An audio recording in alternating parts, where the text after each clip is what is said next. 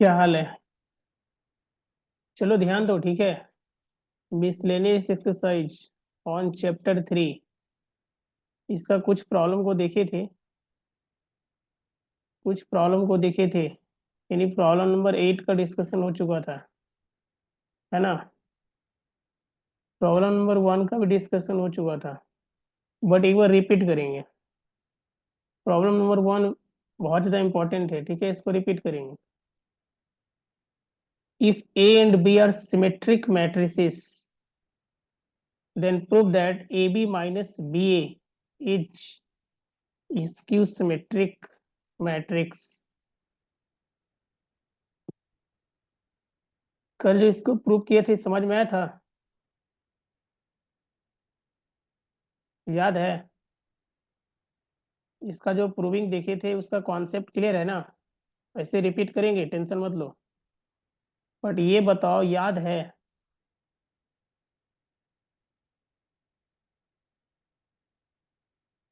Repeat करेंगे, अभी repeat करेंगे। चलो ठीक है, अच्छी बात है। देखो, प्रॉब्लम नंबर 1 का जो है ना, मतलब प्रॉब्लम नंबर 1 को सॉल्व करने के लिए ट्रांसपोज का जो प्रॉपर्टीज था, ट्रांसपोज का जो ये प्रॉपर्टीज था, ठीक है, इसका याद रखना इम्पोर्टेंट है, तभी सॉल्व हो पाएगा, ठीक है। ट्रांसपोज का फर्स्ट प्रॉपर्टीज क्या पढ़े थे? इसी में बोले थे ना, उल्टा का उल्टा सुल्टा, ठीक है। उल्टा का उल्टा सुल्टा का मतलब, जब ट्रांसपोज कोई मैट्रिक्स ए है, उसका अगर ट्रांसपोज फाइंड किया जाए, अगेन ट्रांसपोज का ट्रांसपोज फाइंड किया जाए, तो वापस से वही मैट्रिक्स मिल जाएगा। इसीलिए यहाँ बोला गया क्या, उल्टा का उल्टा सुल्टा, ठीक है।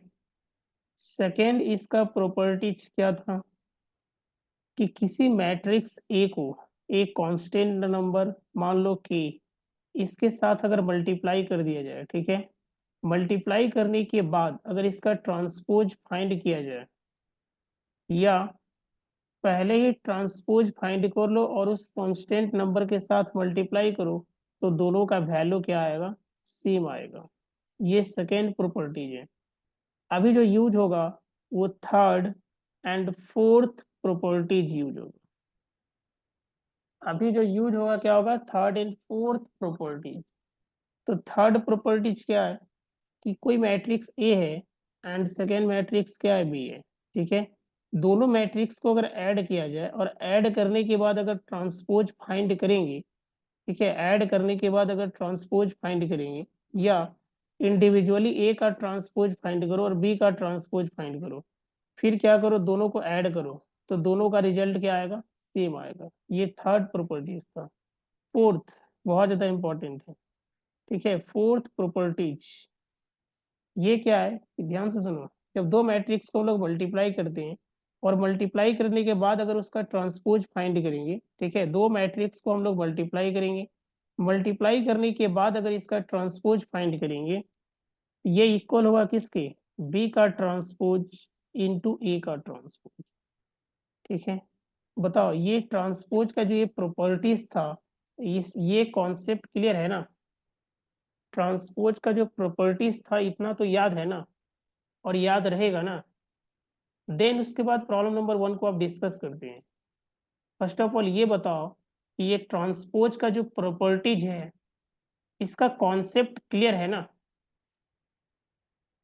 ट्रांसपोज के प्रॉपर्टीज में किसी तरीके का कोई दिक्कत नहीं है ना? है दिक्कत तो बताओ। किसी तरीके का कोई घबराहट, कोई परेशानी, ट्रांसपोज के प्रॉपर्टीज से रिलेटेड किसी तरीके का कोई घबराहट, कोई परेशानी है तो बताओ। चलो ठीक है, नहीं है। बहुत बढ़िया, बहुत बढ़िया, ठीक है। एक काम करते हैं, प्रॉब्लम नंबर 1 को डिस्कस करते हैं, ठीक है। सही से पढ़ो। If A and B are symmetric matrices, symmetric matrices ये क्या होता है, ऑलरेडी डिस्कस किया गया है, ठीक है। सिमेट्रिक मैट्रिक्स बोले तो अगर ए का ट्रांसपोज फाइंड करेंगे तो वापस से वही मैट्रिक्स मिल जाएगा, इसको बोलते हैं सिमेट्रिक। बी का ट्रांसपोज फाइंड करेंगे वापस से वही मैट्रिक्स मिलेगा। ठीक है, ये है सिमेट्रिक, ये सिमेट्रिक मैट्रिक्स है।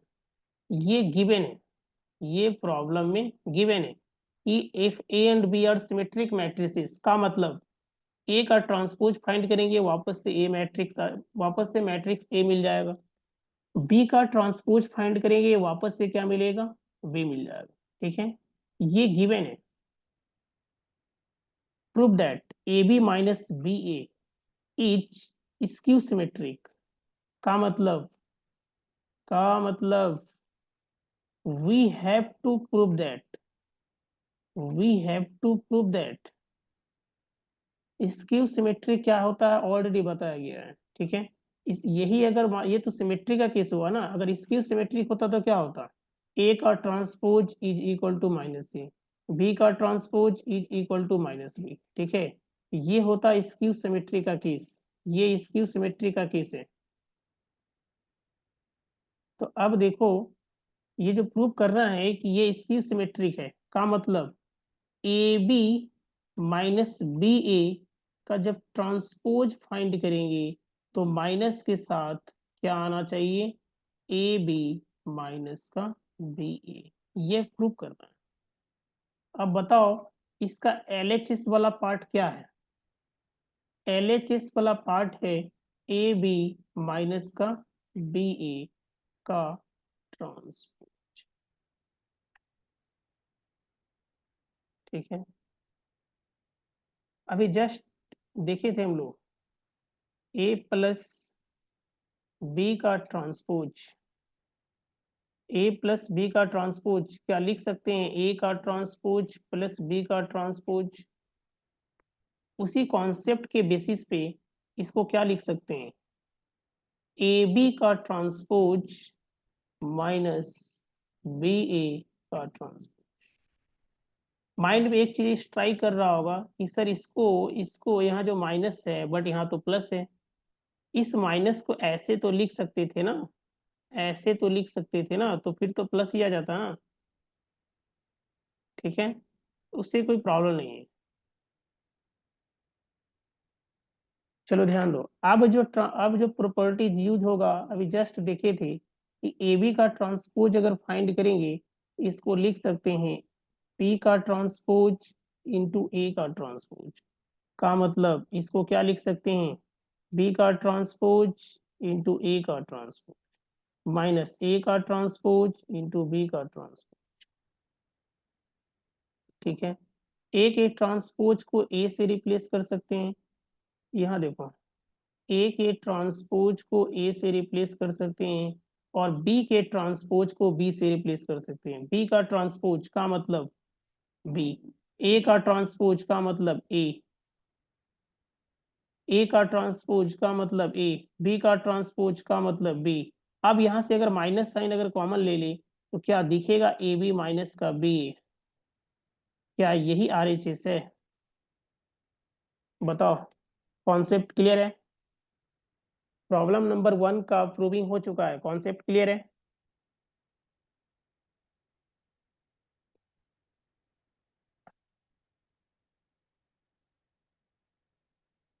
बोलो बोलो, आगे बढ़ा जाए, आगे की तरफ प्रस्थान करे।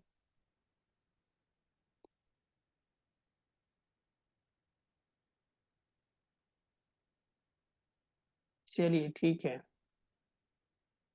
तो प्रॉब्लम नंबर 2 का डिस्कशन तो करेंगे ही, बट उससे पहले बट उससे पहले, ये देखो, और ये ऑलरेडी देखो, ध्यान से देखो इसको, ये भी एक प्रॉपर्टीज है, ये भी एक प्रॉपर्टीज है, लेकिन यहाँ प्रॉब्लम के रूप में यूज हुआ है। Find the values of X Y and Z, X Y और जेड का वैल्यू कैलकुलेट करना है, कब, जब उस ट्रांसपोज को जब उस ट्रांसपोज को उसके ही मैट्रिक्स के साथ जब मल्टीप्लाई किया जाता है तो क्या मिलता है? Identity matrix. तो बताना ये है कि एक्स वाई और जेड का वैल्यू का क्या होगा जब उस मैट्रिक्स को उसके ट्रांसपोज के साथ मल्टीप्लाई करेंगे। कहने का मतलब प्रोडक्ट फाइंड करेंगे तो आइडेंटिटी मैट्रिक्स आएगा। ठीक है, तो बताना ये है कि एक्स वाई और जेड का वैल्यू कितना आएगा। तो 2 मिनट का टाइम देते हैं, इसको सॉल्व करो। फर्स्ट ऑफ ऑल इसको ट्राई करो, ठीक है।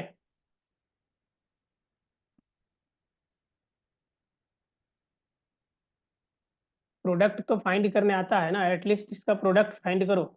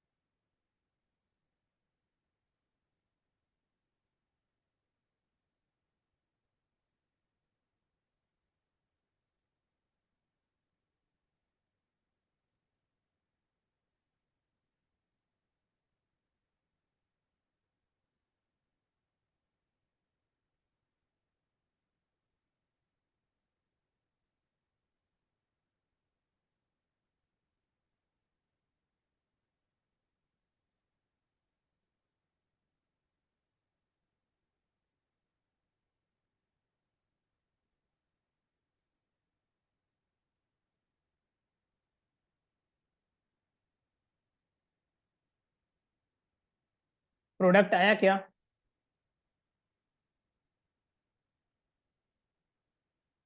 ट्रांसपोज और उस मैट्रिक्स को आपस में मल्टीप्लाई करना है, प्रोडक्ट आया क्या?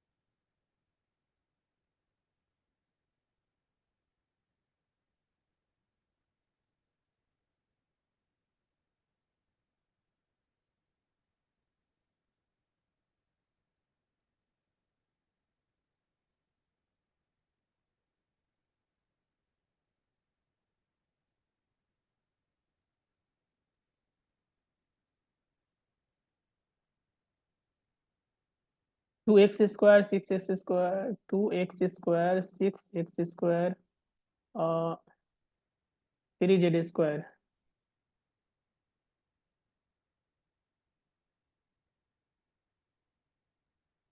हाँ सही है, प्रोडक्ट सही है। प्रोडक्ट सही है तो एक काम करो, राइट साइड में देखो आइडेंटिटी मैट्रिक्स है, उसके कॉरेस्पॉन्डिंग एलिमेंट को इक्वेट करो, ठीक है। और एक्स वाई और जेड का वैल्यू बताओ। प्रोडक्ट जो तुम्हारा आया है, ट्रांसपोज उसका ट्रांस ए और उस, ये जो मैट्रिक्स गिवन है ए और उसके ट्रांसपोज के साथ जो प्रोडक्ट आया है ना, बिल्कुल सही आया है। ठीक है, अब एक काम करो, राइट साइड में जो आइडेंटिटी मैट्रिक्स है इसको भी क्या करेंगे, ये देखो मैट्रिक्स ए 3 बाई 3 का है, ठीक है, और ये भी 3 बाई 3 का है। ऑब्वियस सी बात है, दोनों को मल्टीप्लाई करेंगे तो 3 बाई 3 का ही मैट्रिक्स आएगा। तो जब ये 3 बाई 3 का मैट्रिक्स आएगा मल्टीप्लाई करने के बाद, का मतलब आइडेंटिटी मैट्रिक्स भी 3 बाई 3 का ही होगा। तो जब आइडेंटिटी मैट्रिक्स 3 बाई 3 का होगा तो इसके कॉरेस्पॉन्डिंग एलिमेंट को इक्वेट करो, और इक्वेट करने के बाद बताओ कि एक्स वाई और जेड का वैल्यू कितना आ रहा है।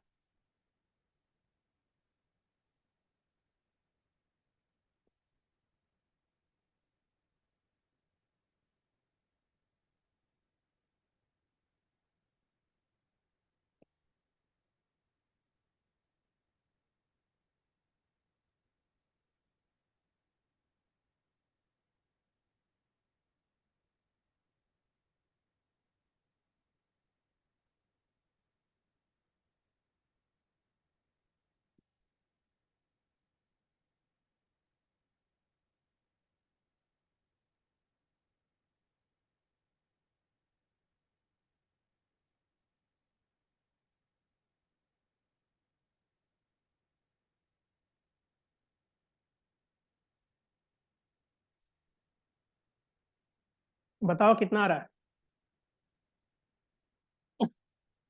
प्रोडक्ट जो आया है ना तुम्हारा, वो सही आया है, ठीक है। उसको सॉल्व तो करेंगे ही, ठीक है, बट हमको ये बताओ कि प्रोडक्ट फाइंड करने के बाद उसके कॉरिस्पॉन्डिंग एलिमेंट को इक्वेट करो, ठीक है। इक्वेट करने के बाद बताओ कि एक्स वाई और जेड का वैल्यू कितना आ रहा है। तब तक इसको सॉल्व करते हैं। मेरी नैन तेरे नैन। चलो इसको सॉल्व किया जाए। Matrix x.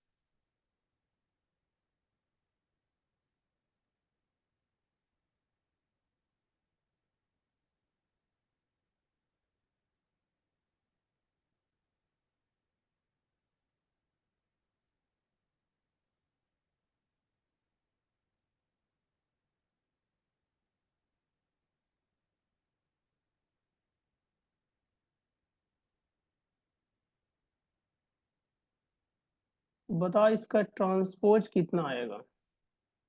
जब इसका ट्रांसपोज फाइंड करेंगे, दोनों को ही एक साथ लिख लेते हैं। दोनों को ही एक साथ लिख लेते हैं, ठीक है। कितना आया? -1। -1 -1।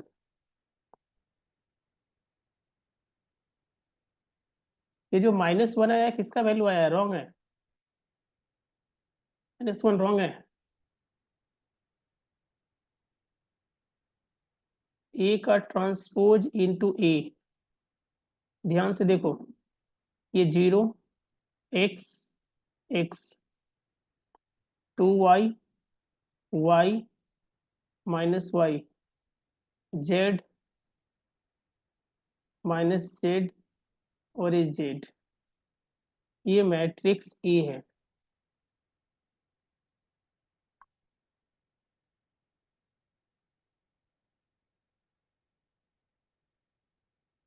हेलो।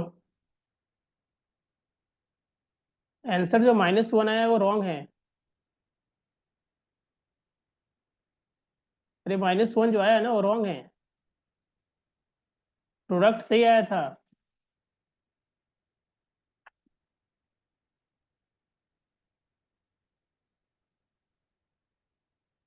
अच्छा, एक मिनट, एक मिनट। हाँ, प्लस माइनस के साथ -1/√2, हाँ सही है। सही है, एक्स का वैल्यू सही है। इसी तरीके से वाई बताओ। सही है।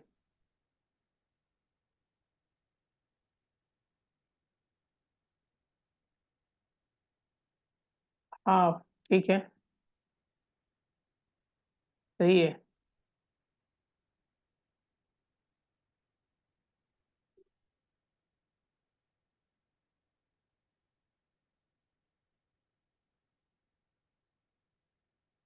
जेड का वैल्यू। हाँ, जेड भी सही है।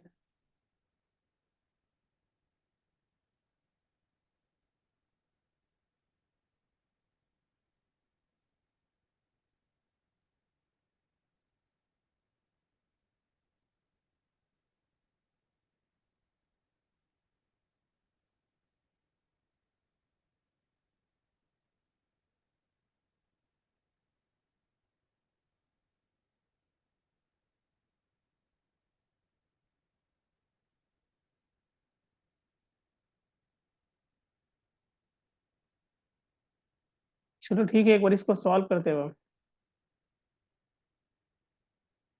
ध्यान से देखो। सही है, आंसर सही है, फिर भी सॉल्व कर देते हैं ताकि बाकी लोगों को समझ में आ जाए। मैट्रिक्स ए का वैल्यू कितना गिवन है? तुम्हारा आंसर जो है सही है, फिर भी सॉल्व कर देते हैं इसको।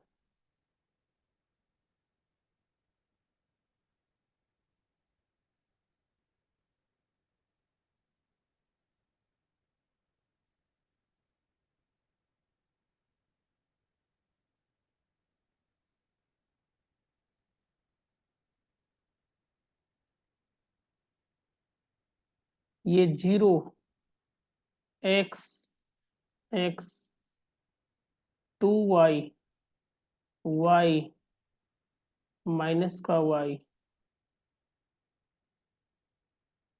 z minus z z। अरे इसी लेक्चर को यूट्यूब पे भी अपलोड करते हैं ना, इसको सॉल्व अगर करेंगे ना तभी तो व्यू बढ़ेगा ना। तुम्हारा आंसर सही है, बात सही है, ठीक है, सॉल्व कर देते हैं इसको। चलो, अब बात समझ में आया। इसका जो ट्रांसपोज फाइंड करेंगे वो क्या आएगा, बताओ इसका ट्रांसपोज क्या आएगा। ट्रांसपोज क्या आएगा, इसी लेक्चर को यूट्यूब पे भी अपलोड कर देते हैं। ये 0, ये x first column first row बन जाएगा, सेकेंड कॉलम सेकेंड रो बन जाएगा, और ये थर्ड कॉलम थर्ड रो बन जाएगा। बताओ इतना क्लियर है। ये तो आया था ना। इस दोनों का प्रोडक्ट फाइंड करना है। तो दोनों का प्रोडक्ट अगर फाइंड करना है, इस मैट्रिक्स को इसके साथ मल्टीप्लाई करना है। एक साथ लिख देते हैं, एक साथ लिख देते हैं ताकि ज्यादा समझ में आए। इस मैट्रिक्स को जो है ना इसके साथ मल्टीप्लाई करना है। ये 0, ये x 2y y minus y z minus z और z। ये 0, ये 2y z x x y minus z minus y z। क्या ट्रांसपोज यही आया है ना, बोलो ट्रांसपोज यही आया है ना।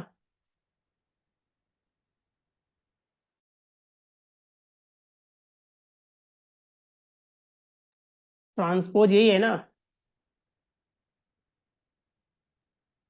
चलो इस फर्स्ट कॉलम से फर्स्ट रो को मल्टीप्लाई करो, 0 से 0 को मल्टीप्लाई करेंगे, 2y से 2y को मल्टीप्लाई करेंगे, 4y स्क्वायर, z से z को मल्टीप्लाई करेंगे, z स्क्वायर।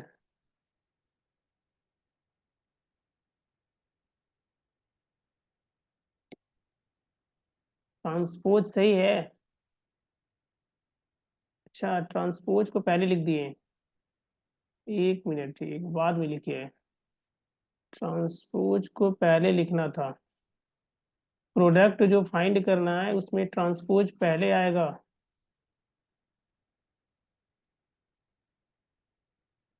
ये देखो मल्टीप्लिकेशन का कॉन्सेप्ट अगर क्लियर है ना तो ट्रांसपोज को पहले लिखना था, ठीक है, इस मैट्रिक्स को बाद में लिखेंगे जिसके साथ मल्टीप्लाई करना है। ट्रांसपोज को पहले लिखना है जी। ये 0 2y z x y minus का z, ये x माइनस y और ये z, इसके साथ मल्टीप्लाई होगा क्या, 0 x x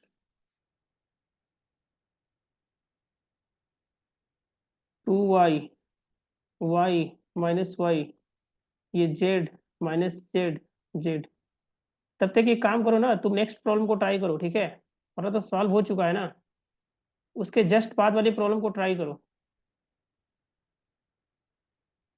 इस 0 से इसको मल्टीप्लाई करेंगे, 0 मतलब फर्स्ट कॉलम से फर्स्ट रो को, x से x को मल्टीप्लाई करेंगे एक्स स्क्वायर, इस x से इसको मल्टीप्लाई करेंगे एक्स स्क्वायर।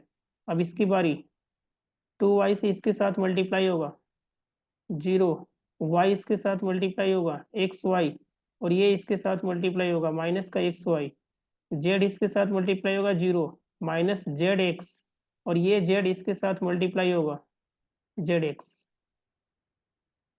इस फर्स्ट कॉलम को सेकेंड रो के साथ मल्टीप्लाई करेंगे, 2y into 0 2y into 0 0 y into 2y into X X Y, ये x इंटू माइनस का y minus X Y. Second row की बारी, 2y into 2y 4y square plus Y square, ये minus Y और ये plus Y आपस में multiply होके वाई स्क्वायर हो जाएगा। इस जेड से इसको मल्टीप्लाई करेंगे 2y जेड, ये माइनस का जेड और ये जेड माइनस का जेड वाई, ये जेड और ये जेड माइनस का ये जेड,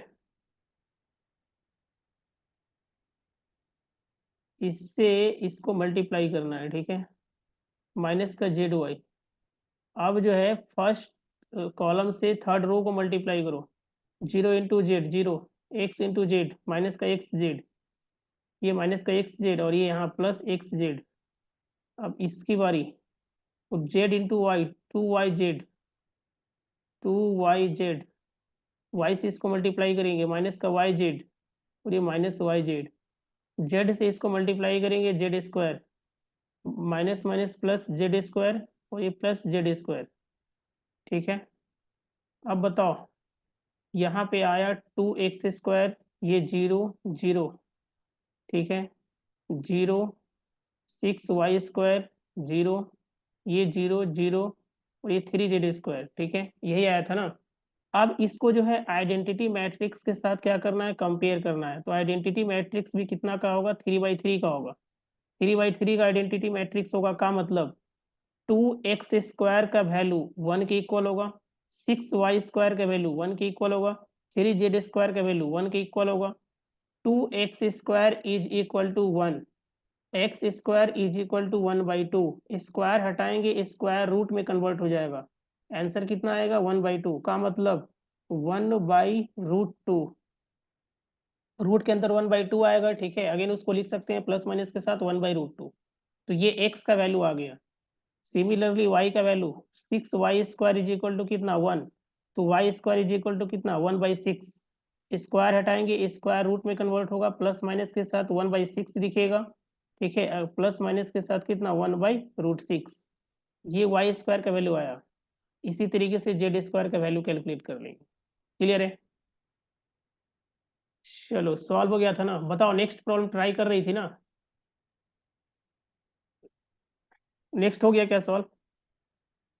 इसके जस्ट बाद वाला सॉल्व हो गया क्या? हेलो,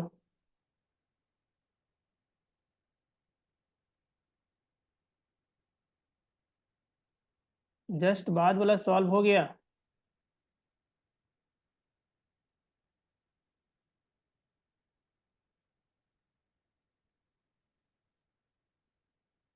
चलो ठीक है, करो करो। Problem number 4, for what values of x.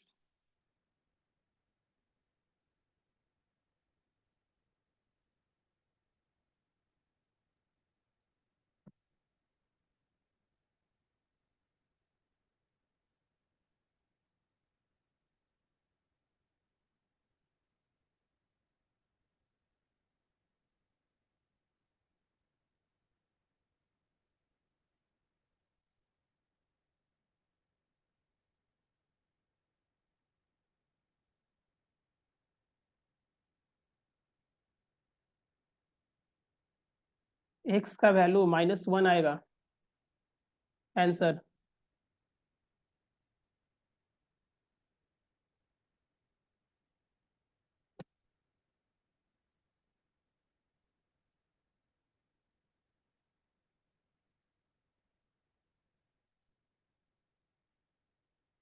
चलो ठीक है, -1 आया है ना।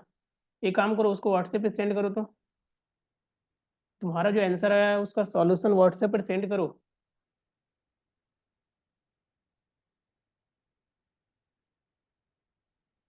जो भी आंसर आया ना, ऐसे -1 है आंसर, बट एक बार सेंड करो, देख लेते हैं, ठीक है, किस तरीके से सॉल्व किए।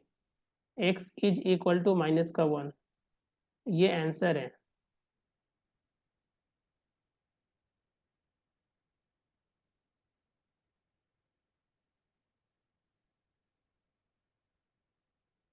हाँ हाँ भेजो, कोई दिक्कत नहीं। अच्छा अच्छा, चलो ठीक है, सॉल्व करते हैं। हाँ ठीक है, आंसर सही है। बट एक चीज़ ध्यान से सुनो, आंसर आ गया अच्छी बात है, बट कहीं भी ना किसी प्रॉब्लम को सॉल्व करने से पहले ना एक दो बार उस प्रॉब्लम के बारे में जरा सोचो, ठीक है। इससे क्या होता है, गलती होने का चांसेस कम होता है। ध्यान से सुनो, बहुत लोग क्या करेंगे ना, इस प्रॉब्लम को देख के डायरेक्ट मल्टीप्लाई करना शुरू कर देंगे, ठीक है, उसके बाद वो 100% कॉन्फिडेंस में नहीं होंगे। बट मेरा क्या कहना है, ध्यान सुनो, इसमें नंबर ऑफ रो कितना है, 1 है, और कॉलम कितना है, 3 है। मतलब ये जो मैट्रिक्स है वो कितना बाई कितना का मैट्रिक्स है? क्या ये 1/3 का मैट्रिक्स है? बोलो हाँ या ना। एक ही रो है और 3 कॉलम है, ठीक है।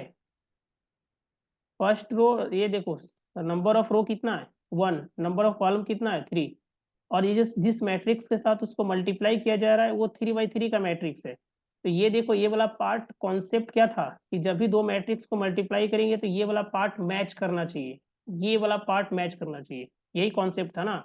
और आफ्टर मल्टीप्लीकेशन जो रिजल्ट मिलेगा वो कितना बाई कितना का मैट्रिक्स मिलेगा, 1/3 का, ठीक है।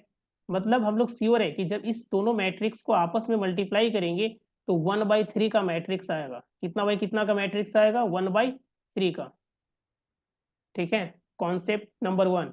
सेकेंड, जब इसको हम लोग मल्टीप्लाई कर चुके होंगे तो 1/3 का मैट्रिक्स आएगा, ठीक है। और ये बताओ, उसके बाद फिर अगेन इस मैट्रिक्स से मल्टीप्लाई करना है, तो ये कितना बाई कितना का मैट्रिक्स है? इसमें नंबर ऑफ रो कितना है, 3, कॉलम कितना है, 1। मतलब अब इसको जो है ना उस मैट्रिक्स के साथ मल्टीप्लाई करना है जिसमें नंबर ऑफ रो 3 और कॉलम कितना है, 1 है। अब ध्यान दो, नंबर ऑफ रो कितना है, 3 और कॉलम 1 है। अब जो है देखो, इसका ये वाला पार्ट मैच कर रहा है, तो जब इसको मल्टीप्लाई करेंगे तो कितना बाई कितना का मैट्रिक्स मिलेगा, 1/1 का।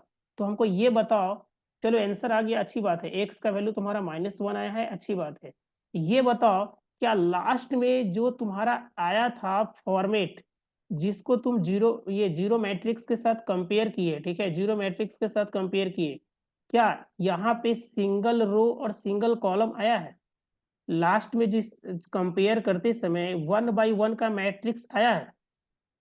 ये बताओ हाँ या ना। देखो कितना बेहतरीन कॉन्सेप्ट है, अभी प्रॉब्लम को सॉल्व नहीं किए, बट हम लोग कंक्लूजन तक पहुंच गए हैं कि आंसर लास्ट में जो फॉर्मेट आएगा इसको सॉल्व करने के बाद वो 1/1 का मैट्रिक्स मिलेगा, और ये 0/0 का मैट्रिक्स है। इसको क्या करेंगे, जीरो के साथ कंपेयर कर देंगे, ठीक है। यहाँ पे क्या आया है बताओ, यहाँ पे जो रिजल्ट ऐसा क्या आया है कि जिसको तुम 0/0 मैट्रिक्स के साथ कंपेयर किए तो एक्स का वैल्यू 1 आया है। यहाँ का केवल फॉर्मेट बता दो क्या आया है, इसको तो बता सकते हैं ना। यहाँ पे जो फॉर्मेट आया है ना, लास्ट में कंपेयर की होगी ना, यहाँ पे जो आंसर आया होगा उसके साथ कंपेयर की होगी 0/0 मैट्रिक्स के साथ। तो हमको ये बता दो, जैसे इससे इसको मल्टीप्लाई किए 1/3 का मैट्रिक्स मिला, अगेन इस 3/1 के साथ मल्टीप्लाई किए 1/1 का मैट्रिक्स आया। तो लास्ट में जो 1/1 का मैट्रिक्स आया है उसके कॉरिस्पॉन्डिंग एलिमेंट को इसके साथ कंपेयर की होगी, तो ये 1/1 का मैट्रिक्स आया है। तो यहाँ क्या आया है, ऐसा कौन सा वैल्यू आया है जिसको इसके साथ कंपेयर किया गया है और एक्स का वैल्यू हमारा -1 आंसर मिला है? बताओ क्या आया है, बोलो। क्या यहाँ तक पहुंची है या आंसर तुक्का में दे रही है देख के? ये बताओ, ये बताओ क्या आंसर, बोलो। लास्ट वाला फॉर्मेट बताओ क्या आया है, 4x+4, सही है। मतलब यहाँ पे मल्टीप्लाई करने के बाद 4x+4 आया और इधर 0/0 का मैट्रिक्स है, ठीक है। तो 4+4x इज इक्वल टू 0 का मतलब 4x is equal to -4, x is equal to minus का 4/4 यानी -1। ये रहा आंसर, सही है, ठीक है। क्या समझ में आ रहा है ना, ये इतना चीजें जो डिस्कस की चीजें समझ में आ रहा है ना, कि प्रॉब्लम को बिना सॉल्व किए भी हम लोग यहाँ तक पहुंच चुके थे कि लास्ट में जो हमारा फॉर्मेट आएगा मैट्रिक्स का वो 1/1 का आएगा। बताओ, मजा आया? ये जो कॉन्सेप्ट अभी हम लोग डिस्कस किए, बोलो।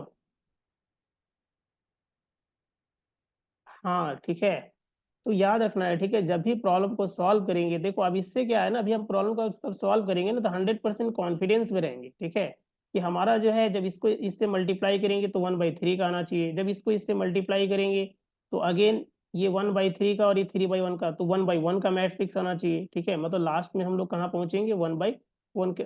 अब देखो टाइमिंग जो है बचा नहीं, ठीक है, 1 मिनट से भी कम है। एक काम करो, अ, फिर से कनेक्ट करना, ठीक है। प्रॉब्लम नंबर 4 तक ही डिस्कस कर पाए हैं, ठीक है, इसको फिनिश करना है। इस मिसलिनियस को फिनिश करना है, नेक्स्ट चैप्टर स्टार्ट करेंगे। और इसका टेस्ट भी है संडे को, इस चैप्टर का टेस्ट भी है संडे को, क्योंकि ये फिनिश हो चुका है। तो